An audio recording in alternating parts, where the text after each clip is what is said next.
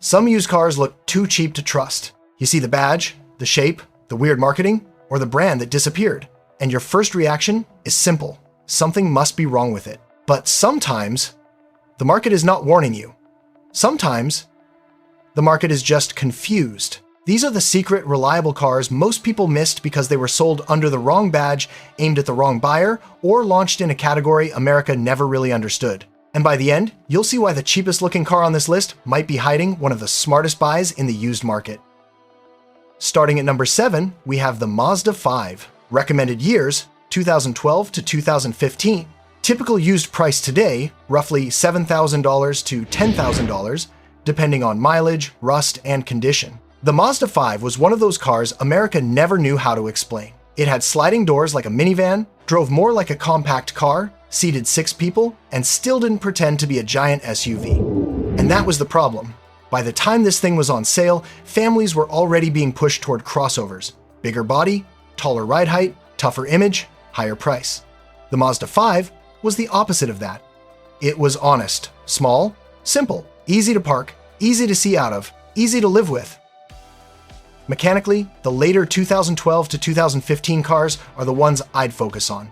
You get the 2.5-liter 4-cylinder, a simple layout, decent fuel economy, and a vehicle that doesn't bury everything under layers of unnecessary complexity. Is it perfect? No. Check for rust, suspension noise, worn sliding door hardware, air conditioning issues, and evidence of transmission service.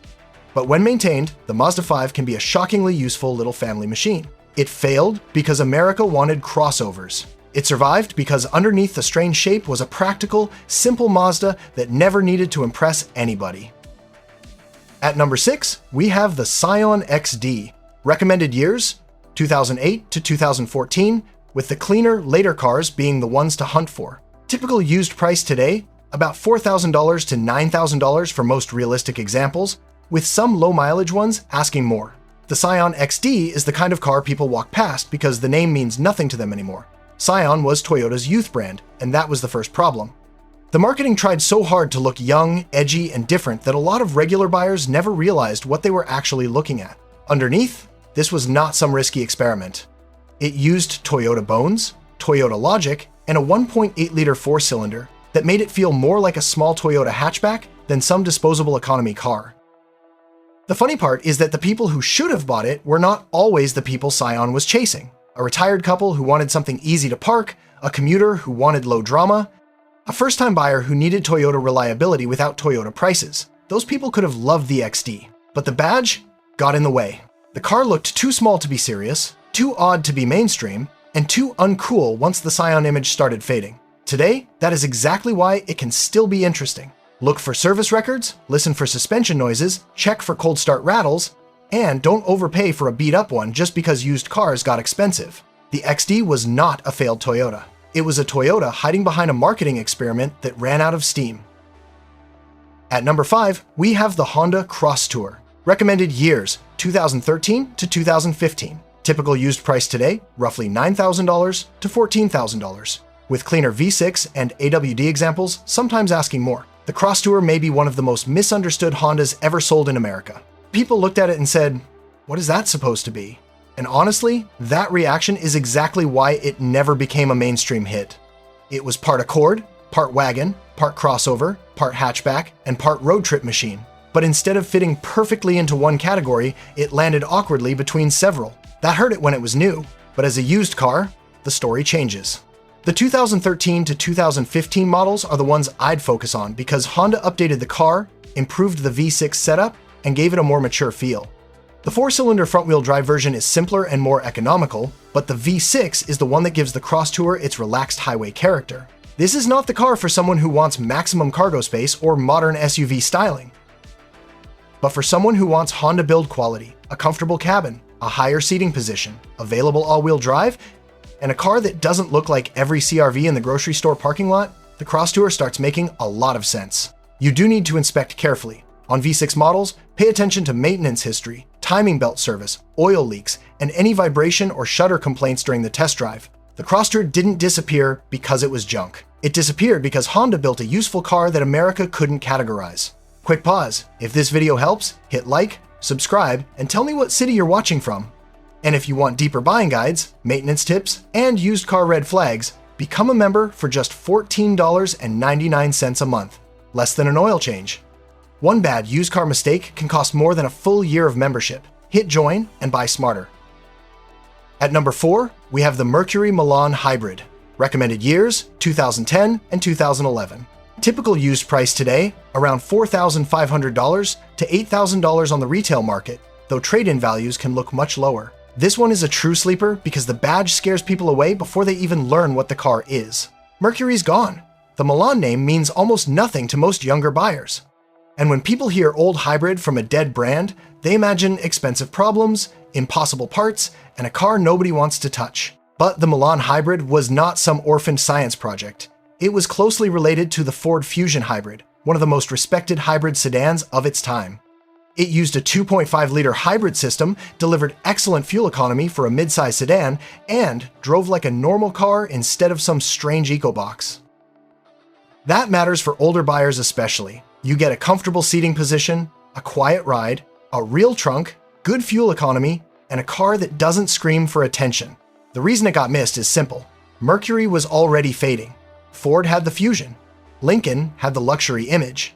Mercury was stuck in the middle with no strong identity left. So the Milan Hybrid became a good car trapped inside a dying brand. Before buying one, check hybrid battery health, make sure the brake feel is consistent, scan for codes, and confirm recall work and service history.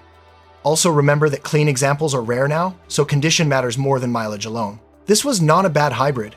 It was one of the best ideas Mercury had right before the lights went out. At number 3, we have the Acura TSX Sport Wagon. Recommended years, 2011 to 2014. Typical used price today, roughly $11,000 to $15,000, with clean examples staying surprisingly strong because they're rare. This is one of those cars that makes you wonder what buyers were thinking. The Acura TSX Sport Wagon had Honda engineering, a refined interior, useful cargo space, a strong reputation for durability, and a 2.4-liter four-cylinder that was far less intimidating to maintain than many European luxury wagons. But America looked at it and mostly shrugged. Why? Because it was a wagon, not an SUV, not a crossover, not a tall family hauler with rugged commercials and fake off-road energy, just a clean, smart, premium wagon for people who actually wanted a car that drove well and carried stuff. That made it a hard sell when new, but today, it makes it special. The K24 four-cylinder is the heart of the appeal. It is not exotic, it is not overcomplicated. It is the kind of engine that rewards basic maintenance and punishes neglect far less dramatically than many turbocharged luxury rivals. The downside is availability. Acura didn't sell many of these, so clean ones are not always cheap. You'll want service records, a careful look at suspension wear, transmission behavior, oil leaks, and interior electronics. But if you find a good one, this is one of the most rational premium used cars most people forgot existed. The TSX Sport Wagon didn't lose because it was unreliable. It lost because Americans were taught that wagons were old news, even when the wagon was the smarter car. At number 2, we have the Lexus CT200H. Recommended years, 2014 to 2017.